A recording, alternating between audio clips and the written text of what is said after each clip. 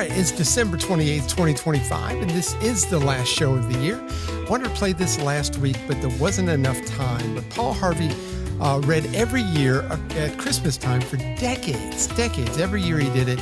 It's a story that gives a great illustration to another famous story you might be familiar with. But without further ado, here is Paul Harvey in The Man and the Birds. Americans, may I direct your attention to a story which was originally published by United Press International by Lewis Cassels, a longtime friend of mine and colleague. He and I tried for many years to trace the author of these words. We never could, and it occurs to me that maybe some things are supposed to be written without credit to any particular individual. Let's see what you think after you hear this Christmas story. The Christmas story, the way it's usually told, the God born a man in a manger and all of that, escapes some moderns, mostly I think, because they seek complex answers to their questions, and this one is so utterly simple. So for the cynics and the skeptics and the unconvinced, I'd like to submit this modern parable. The man I'm talking about was not a Scrooge now. He was a kind, a decent, a mostly good man, generous to his family and upright in his dealings with other men, but he just did not believe in all of that incarnation stuff which the churches proclaim at Christmas time. It just did not make sense, and he was too honest to pretend otherwise. He could not swallow the Jesus story about God coming to earth as a man. He told his wife, "I'm truly sorry to distress you, but I'm just not going with you to church this Christmas Eve." He said he'd feel like a hypocrite, that he'd much rather just stay home, but that he would wait up for them. So he stayed, and they went to the midnight service. Now, shortly after the family drove away in the car, snow began to fall. He went to the window to watch the flurries getting heavier and heavier. Then he went back to his fireside chair, began to read his newspaper. Minutes later, he was startled by a thudding sound, and then another, then yet another. At first he thought somebody must be throwing snowballs against the living room window. But when he went to the front door to investigate, he found a flock of birds huddled out there miserably in the snow. They had been caught in the storm. In a desperate search for shelter, they had tried to fly through his large landscape window. That was what had been making the sound. Well, he couldn't let those poor creatures just lie there and freeze. So he remembered the barn where his children stabled their pony. That would provide a warm shelter. All he would have to do is direct the birds into that shelter. Quickly he put on a coat and galoshes, and he tramped through the deepening snow to the barn, and he opened the doors wide. And inside the barn he turned on a light so the birds would know the way in. But the birds did not come in. So he figured that food would entice them. He went back into the house and fetched some breadcrumbs and sprinkled those on the snow, making a trail of breadcrumbs to the yellow-lighted, wide-open doorway of the stable. But to his dismay, the birds ignored the breadcrumbs. The birds just continued to flop around helplessly in the snow. He tried catching them.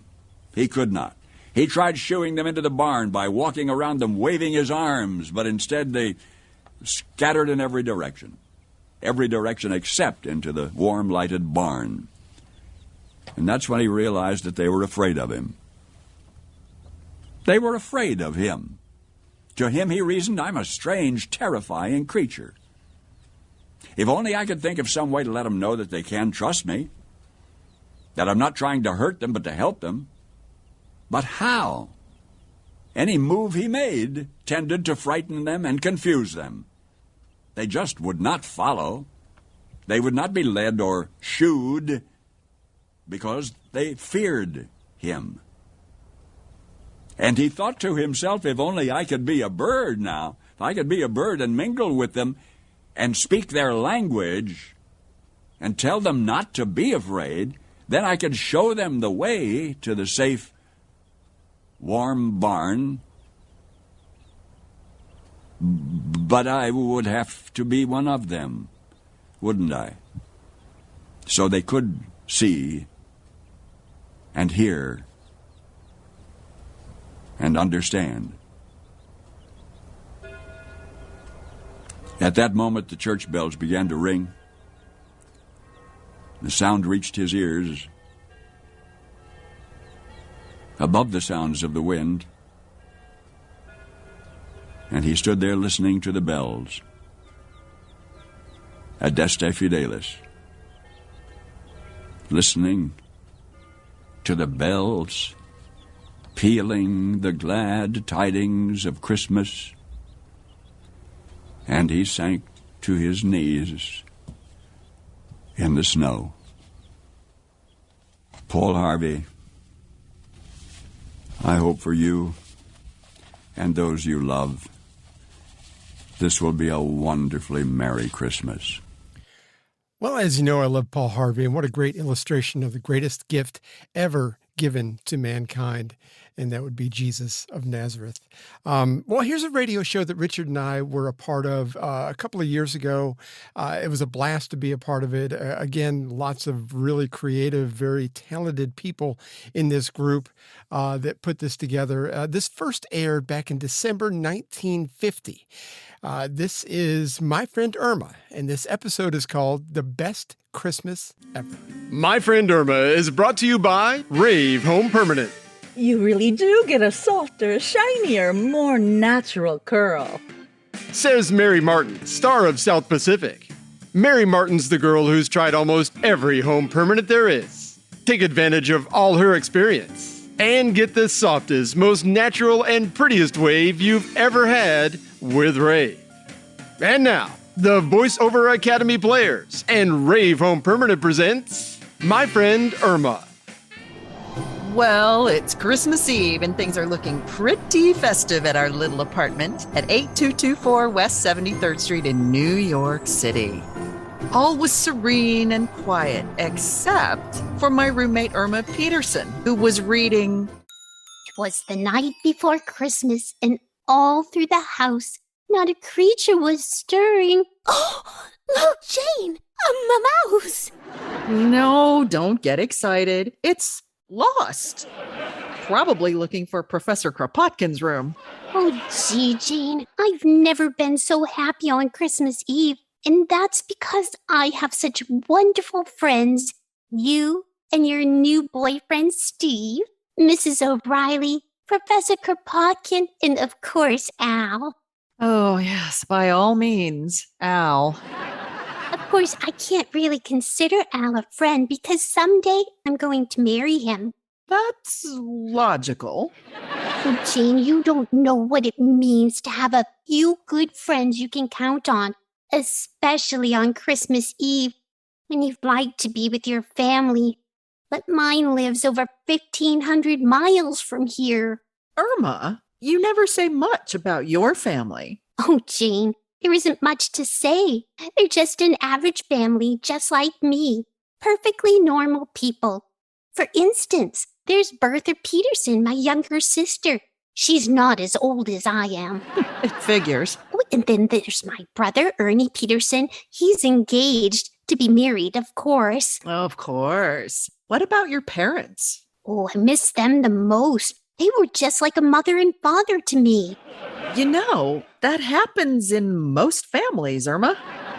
But gee, they're all in Minnesota and I'm here.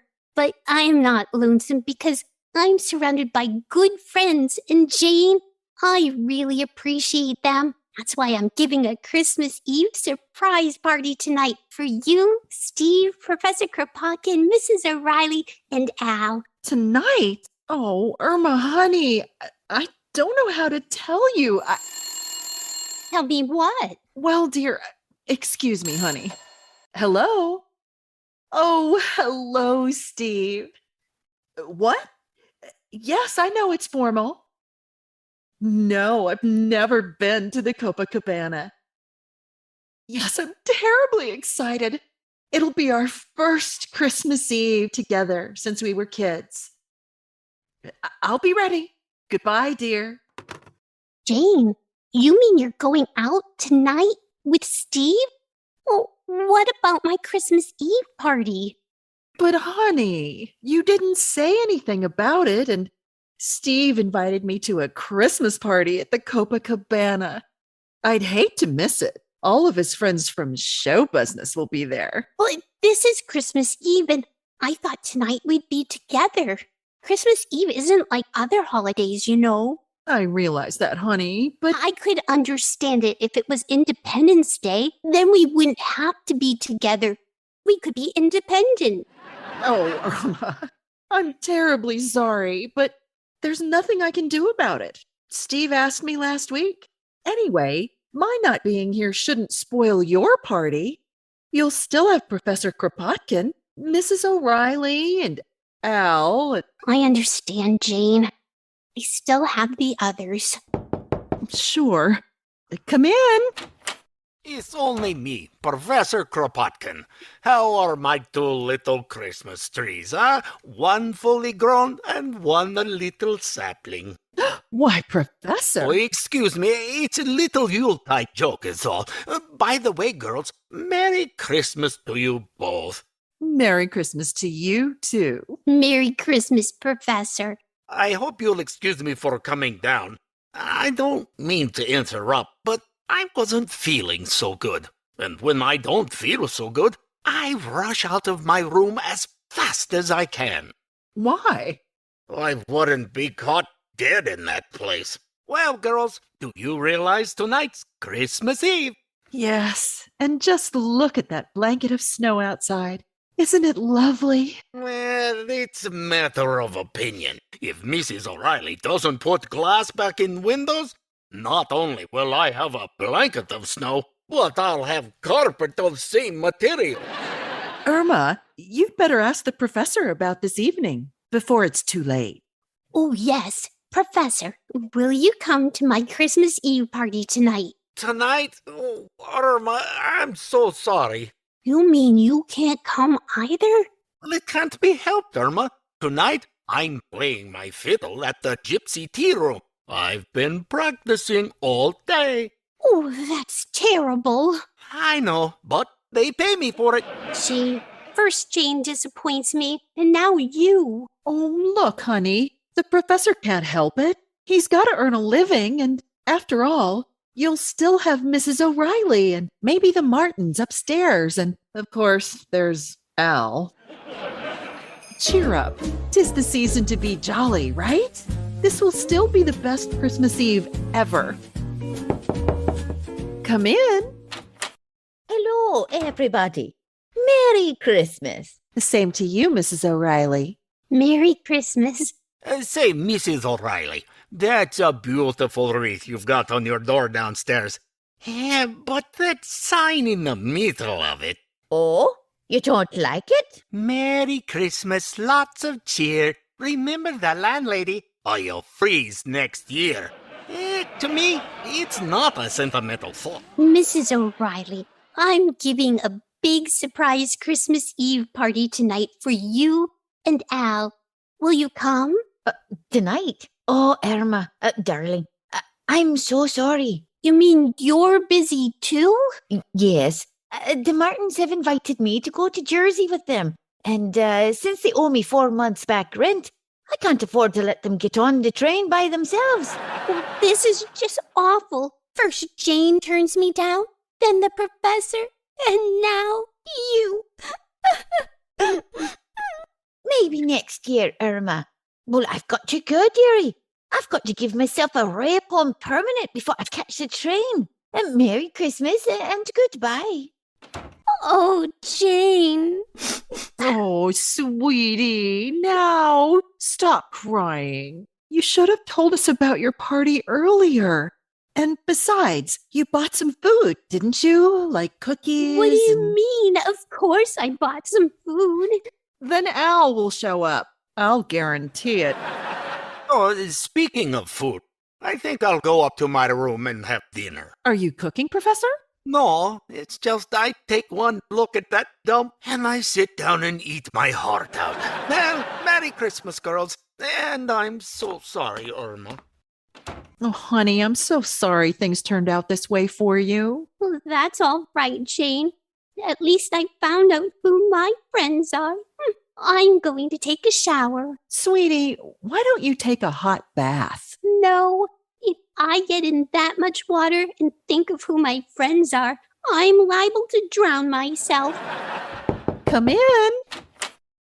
Ugh, Al. Did I hear you say Al? Oh, Al, honey. Chicky baby, Merry Christmas. Merry, Merry, Merry Christmas to you, Al. Oh, I'm so glad to see you. Same here, Chicky. Give me a great big kiss. Sure, Al. Shh. Oh, Al, you're shivering. How did you get so cold? I wanted to take the crosstown trolley, but with all the snow on the ground, it took me 4 hours to find a transfer. Oh my goodness, look at the time. Steve's going to pick me up in an hour and I'm not even dressed yet. Aren't you going to take your top coat off, Al? Thanks, Jane, but I'm not staying. Just came here to wish Chicky a Merry Christmas. I've got to be on my way. I've got a big deal brewing. Oh, Al, Chicky, it's important. you and your deals. Business is business, Chicky. I've got to be running along. But I'll be left all alone on Christmas Eve. And Al, I depended on you, my own boyfriend. Chicky, if I could only explain. Don't bother. None of you must think very much of me if you can leave me alone on Christmas Eve. Fine friends I have. Goodbye. How do you like that? Al, of all the low down, contemptible, good for nothing. Hold it, Jane. I won't have you saying those things about the girl I love. I'm not talking about Irma. I mean you. How could you desert her Christmas Eve of all nights? Me? I have to go out with Steve. But you're Irma's only boyfriend. Jane, I love Irma. But when a man's in love, he's not responsible.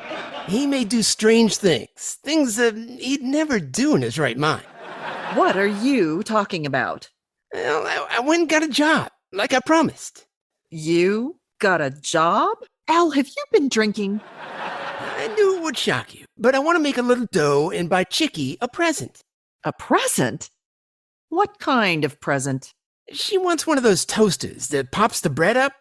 My friend Mushy almost got one for me at a store, but at the wrong time the manager popped up, so I'll have to get it the hard way. You mean you're going to work and break 5 years of tradition? You know, when I was away from Chicky, I realized how much she meant to me, so now I'll do anything. Listen, Al, the Christmas carolers. Gee, that's so pretty. I'd like to stay, but I got the job tonight. Tell Irma I'll see her tomorrow. Goodbye.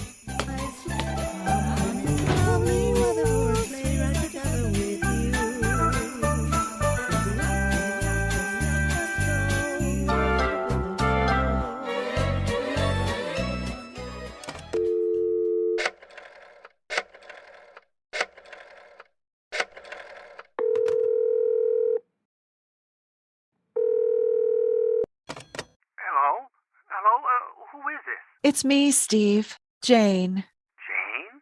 What's wrong, Dollface? You sound terrible. Oh, Steve, I can't go with you to the club. Why not? Are you sick, Jane? No, Steve, I'm all right. It's just that, well, Irma. You see, well, Irma hasn't any friends or relatives in New York, and this Christmas Eve, all our friends seem to be busy, and I just couldn't leave her alone, Steve. Oh, I wouldn't want you to, honey. Are you sure you mean that, Steve? Oh, sure, honey. I'll talk to you tomorrow. Goodbye, and Merry Christmas, Jane. Merry Christmas, Steve. Al, I thought you left. I came back for my hat. Didn't mean to eavesdrop, Jane, but if you're willing to give up a good time tonight for Irma, I guess it's my duty to be with Chicky, too. Oh, Al, that would be just wonderful. But what about the present you were going to get for Irma? if you don't work tonight, where will you get the money for it? I'm gonna huck my watch. But Al, that's the only thing you own. And you know that no matter how bad times have been, you always said you'd never hawk your watch. Well, a man like me doesn't need a watch. I sleep all day, so time is not important, and at night it's too late to do anything. Come in. Oh, it's you, Professor. Oh, excuse me, Jane. I've been thinking about poor little Irma, and, well, I decided to give up job tonight so I could be with Irma. But Professor, won't that cost you money? You get big tips during Christmas. On Christmas Eve, it's not important to make money. It's important to be with friends. After all, what's money? Well, it's pretty important. I see you've been talking to Mrs. O'Reilly again. No, my little Irma has no father in New York, so tonight Professor Kropotkin will be her father. Atta boy, Pop. Listen now, the first chance I get, I'm disinheriting you. Yoo-hoo! Excuse me, everybody. I took the liberty of walking in. Why, Mrs. O'Reilly, your rave home permanent looks wonderful. But I thought you were on your way to New Jersey. Oh, thank you, dearie. But I changed my mind. I got to thinking about poor little Irma being all alone tonight, and I just didn't have the heart to go. I'm going to stay here with Irma. Isn't that wonderful? Professor Kropotkin just said that he's going to be her father. Oh, I'll tell ya, if that's the case, I'll be her mother. I've got news for you. If you're the mother, I'll be on next train to Reno in the morning. Listen, everybody, I've got a wonderful idea. Irma was going to throw a surprise party for us. Now we'll throw one for her. We'll give her the best Christmas a girl ever had. Oh, that's swell. I'll go out and hawk my watch and buy the present. I'll go get violin. Come on, Janie, we'll start decorating. I got a lot of things in my apartment. Oh, it'll be such a nice Merry Christmas. Come on, Professor, take my arm. A fair swap. She's been taking my blood all year. Oh, wait until Irma finds out. She'll be the happiest girl in New York.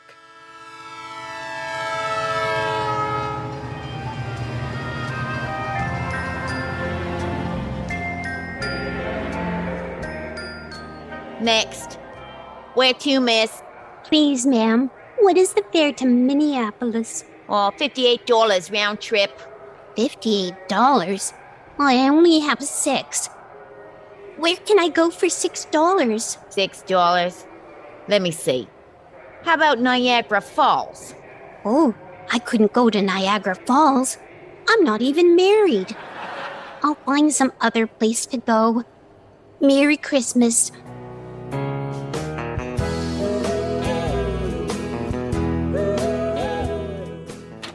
Oh, my aching feet. I've walked all over and I can't find a Christmas tree. Did you see Irma anywhere in the neighborhood? No, I didn't. But it's nothing to worry about. We just need to get the tree home before she gets back. Tree, there's only one man who can help us. Who, Al? Who else but, hello, Joe. Al. Got a problem. I need a Christmas tree right away. What? I can get one at Macy's already trimmed for a dime? All you gotta do is go at night. Oh. And the dime will cut the glass. Oh, the dime's for the glass cutter. Yeah, the tree's in the window. No, Joe, this is Christmas Eve. When I hear jingle bells, I don't want them to be on a patrol wagon. What, Joe? Hey, I'm also playing Santa Claus tonight. You're playing Santa Claus tonight? Hey, going down a chimney? Joe, this is quite a change for you, isn't it? Yeah, I'm going down with an empty bag and coming out with a full one. You know what I mean? Oh, you're going in with an empty bag and coming out with a full one. Well, Joe, nothing I can say except good luck and Merry Christmas.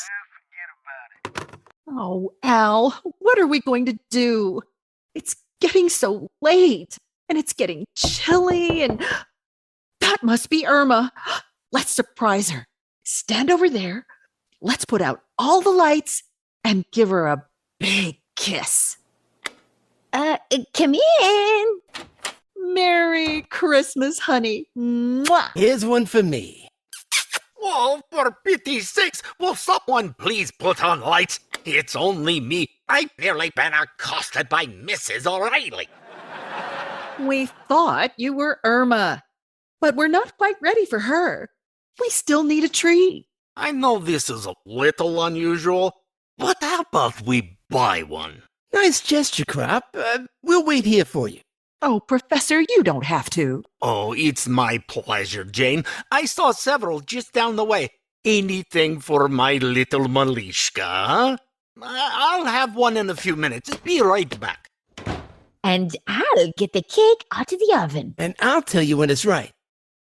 Hey, Jane, what are you crying about? The party's taking form. Oh, I know.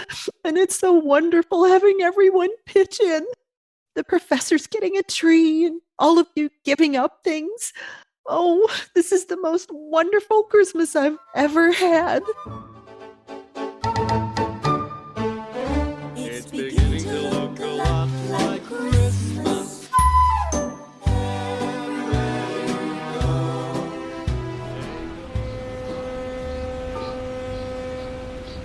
Look, lady, this your third round trip on this ferry boat.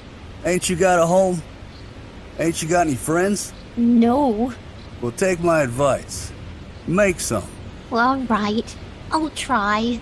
Thank you, and a Merry Christmas to you.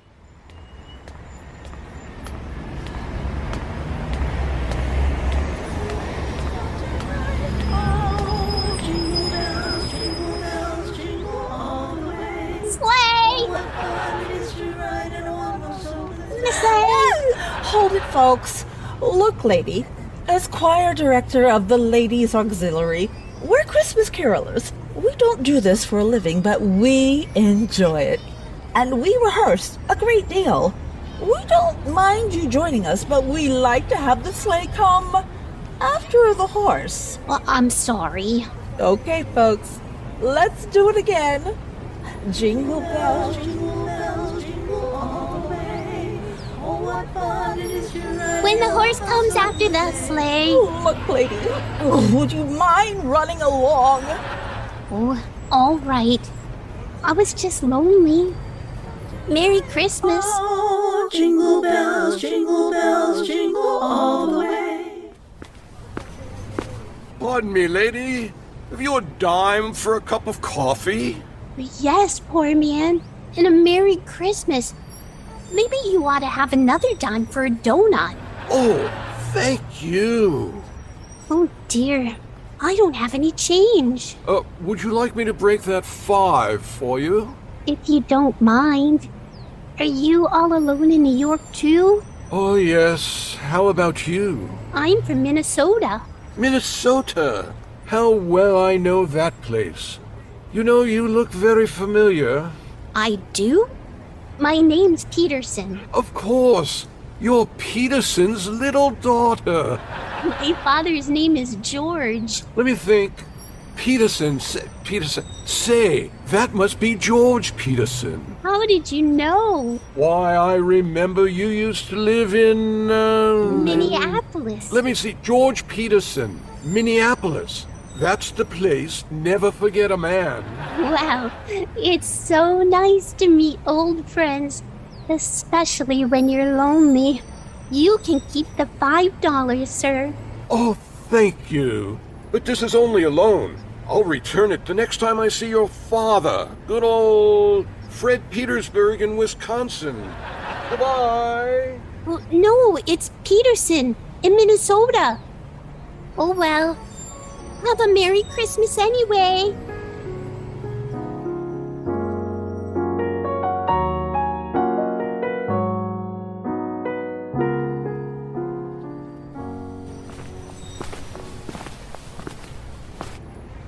Al, we've walked for miles. Perhaps we'd better go home and call the police to look for Irma. Maybe you're right, Jane. Pardon me, bud. Have you got a dime? Oh, Al, it's you. Got that quarter you owe me? Bugsy, you got no character. How can you panhandle on Christmas Eve? Great pickings tonight. Just got a fin from a blonde. Told her I knew her old man. Peterville or Peterson in Minnesota. Peterson? Al? Bugsy, which way did she go? Cross town. You know her? Why? What's the difference? Well, I've been feeling like a crumb since I clipped her. Seemed like such a nice kid. Would you give her back this fin? Thanks. And Merry Christmas. Hey, bud, got a dime for a cup of coffee? Come on, Al. Now I think it's time to call the police. I'm really getting panicky. All right, Jane, I'm with you.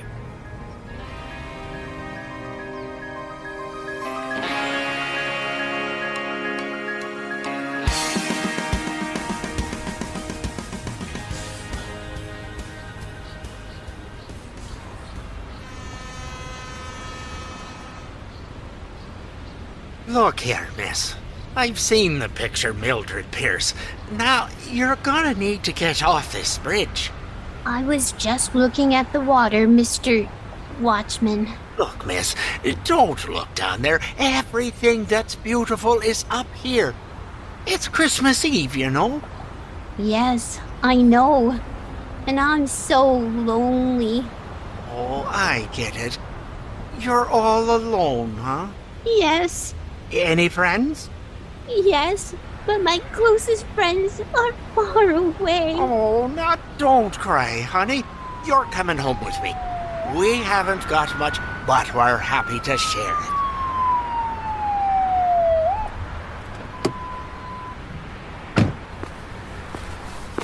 Hey, Benny, Yes, Sergeant. do you happen to see a young lady out here?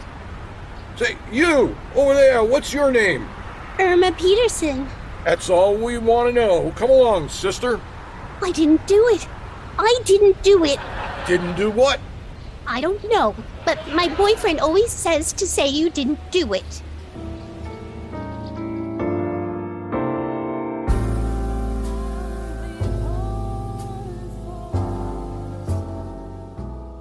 Now, look, Janie, we've got to be brave. Now it's up to the police. They'll find her. But we've got to take our minds off of it. Say, Mrs. O'Reilly, would you like to dance? Oh, I'd love to. Wonderful. I'll dance with her. I'll play my strings. Merry Christmas, everybody. Merry Christmas. How do you like that? I start playing and already neighbors got the police here. No, it's a squad car pulling up. I think it's my chickie. Al? You're right. It's Irma. The police have found her. Oh, she's coming up the steps. Quick, turn out the lights, everybody. Come on, we can still surprise her and have the party. Come in, dearie. Irma, darling. Mwah. Surprise, chickie. Here's a big kiss for you. And here's kiss from your father. Why, Professor? Quick, turn on the lights. I'm dying. I just kissed Mrs. O'Reilly. Irma, darling. Merry Christmas. Where have you been? You're all here. Well, I thought no one loved me. I felt so alone. Oh, honey. Don't you know that people always spend Christmas Eve with their loved ones? And you're the one we love the most. My sentiments. Oh, bless my little Irma. You're like my own daughter. Sure, chickie. I'd never leave you. I want to spend all my Christmas Eves with you. Oh, this is the best Christmas a girl ever had, surrounded by her friends. Oh, it's midnight. Is that right, Al? Wait a minute. I'll check my watch. Al, why are you going to the window? The watch happens to be across the street. You're right, chickie. It's 12 o'clock. Merry Christmas, chickie. Merry Christmas, Al. And Merry Christmas, Professor Kropotkin, Mrs. O'Reilly, Jane, and all our friends.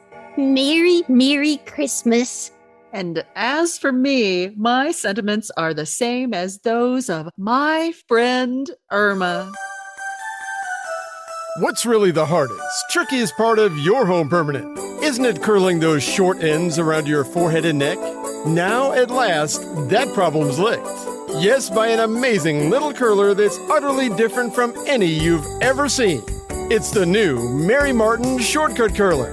The famous star of South Pacific says, It works like magic.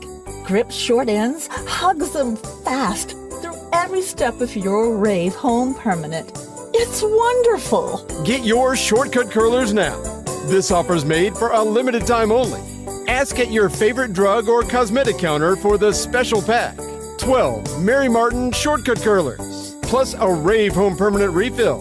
Only $1.29. And you'll be all the rave at your holiday party. And to all our listeners, Merry Christmas. This episode of My Friend Irma is produced and directed by Richard Durrington and stars Melrose as Irma and Evelyn McCauley as Jane. The part of Al is played by Mike Tarnow. Richard Durrington is Professor Kropotkin, Steve, and the Watchman. Monique Tangway is heard as Mrs. O'Reilly and the Ticket Taker. The ferry boat captain was voiced by Big Jim Lamont. Bugsy and the Sergeant is played by Ed Moskowitz. The Carolers, Merrill and Mary Martin, was played by Renee Najor Payne. Audio production was by Big Jim Lamont.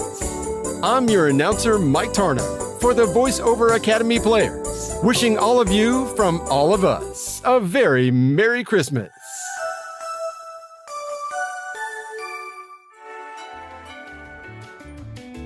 Well, we had fun and hope you did too. The opinions heard here today are not those of anyone other than Mike and Richard. If it made you laugh or go, or even, then we've done our job. Sort of. Well, mostly anyway. And if we made you think about things in a common sense manner, we welcome you to the club. And if it didn't, then just stay off my lawn. See you next time.